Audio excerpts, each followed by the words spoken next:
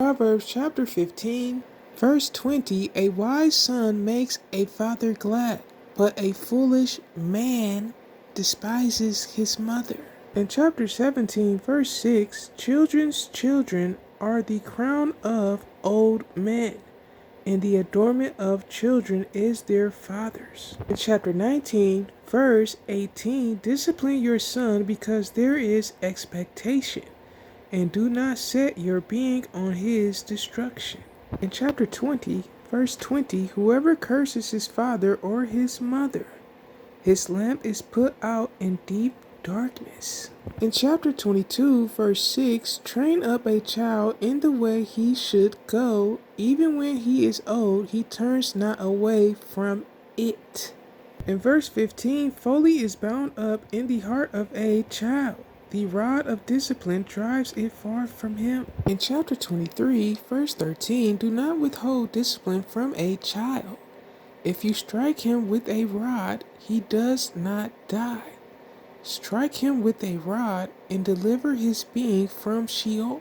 In verse 22, listen to your father who brought you forth, and do not despise your mother when she is old. In chapter 29, verse 15, a rod and reproof give wisdom, but a child unrestrained brings shame to his mother.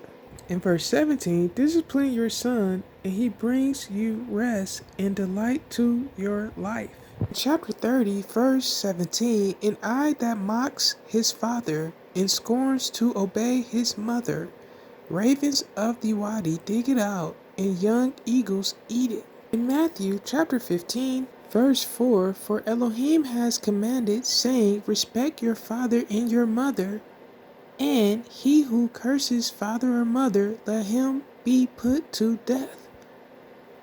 But you say, whoever says to his father or mother, whatever profit you might have received from me has been dedicated, is certainly released from respecting his father or mother, so you have nullified the command of Elohim by your tradition. In Psalm 127, verse 3, look, children are an inheritance from, we have the name of God.